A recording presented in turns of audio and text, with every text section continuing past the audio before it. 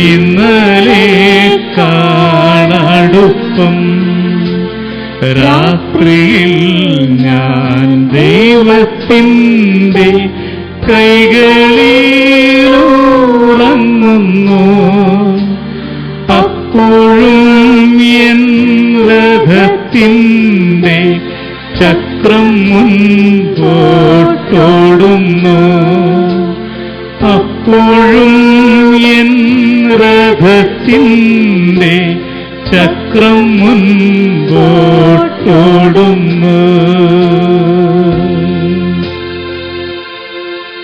അനേക പ്രിയപ്പെട്ടവർ കടന്നു വന്നുകൊണ്ടാണ് ഇരിക്കുന്നത്. ഈ ഇടതുവശത്ത് കുറച്ച് കസേര കൂടെ കാലിയായിട്ട് കിടപ്പുണ്ട്. വരുന്നവർക്ക് അവിടെ ഇരിക്കാവുന്നതാണ്.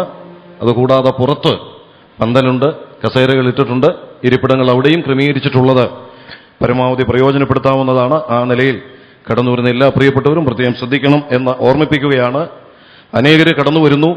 ഇനിയും അനുസ്മരണ പറയുവാൻ ഏറ്റവും കടപ്പെട്ടവർ തന്നെ പലര് കടന്നു വന്നുകൊണ്ടാണ് ഇരിക്കുന്നത്. നമ്മുടെ മുമ്പിൽ സമയം അത്ര അധികമില്ല എന്നുള്ളത് എല്ലാവർക്കും അറിയാം എന്ന് ഞാൻ കരുതുകയാണ്.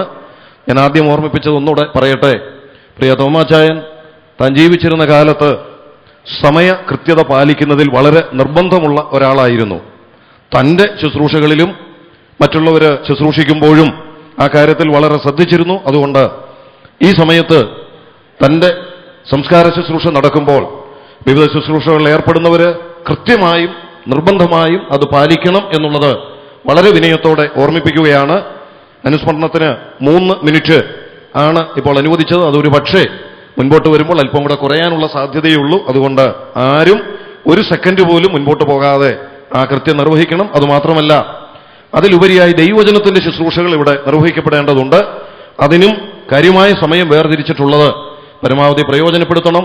ഇവിടുത്തെ ശുശ്രൂഷകളെല്ലാം കൂടെ പ്രാർത്ഥിച്ച് ആശീർവാദം പറഞ്ഞ് 12:30 മുൻപായിട്ട് തീർത്ത് 12:30 മുൻപ് തന്നെ ശരീരം ഇവിടെ നിന്ന് സെമിത്തേരിയിലേക്ക് കൊണ്ടുപോകേണ്ടതായിട്ടുണ്ട് എന്നുള്ളത് പ്രത്യേകമായിട്ട് ഓർമ്മിപ്പിക്കുകയാണ്.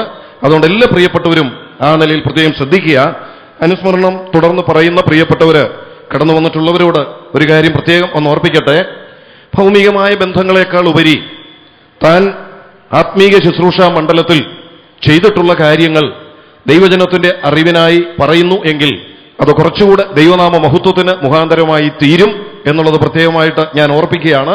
വ്യക്തിപരമായ ബന്ധങ്ങളും അനുഭവങ്ങളും ഒക്കെ വളരെയേറെ പറയുവാനായിട്ടുണ്ട്. ഇന്ന് രാവിലെ ഈ അങ്കമാലിയിൽ ഉള്ള ഒരു സഹോദരൻ എന്നോട് ഇങ്ങനെ പറയുകയുണ്ടായി, ഇത്രയും മഹാനായ ഒരു ദൈവദാസനായിരുന്നു അദ്ദേഹം അല്ലേ, ഞങ്ങളത് അത്ര മനസ്സിലാക്കിയിരുന്നില്ല എന്ന്. ശരിയാണ്, ഈ അങ്കമാലിയിലും പരിസരങ്ങളിലുമുള്ള പലർക്കും എം.വി. തോമാച്ചായൻ ആരായിരുന്നു എന്നുള്ളത് ഉള്ള അളവിൽ അടുത്തറിയാനുള്ള അവസരം ലഭിച്ചില്ല.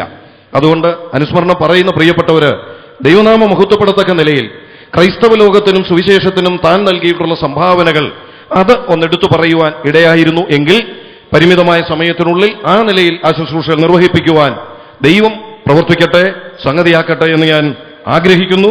3 വ്യക്തികളുടെ പേര് ഞാനിപ്പോൾ പറയുന്നു. 3 മിനിറ്റ് വീതം അവർക്കും അനുവദിച്ചിട്ടുണ്ട്. ആദ്യം തോമാച്ചായന്റെ മൂത്ത സഹോദരന്റെ മകൻ ചാൾസ് എം ഫിലിപ്പ് ഷാർജയിൽ നിന്ന് കടന്നു വന്നിട്ടുണ്ട്.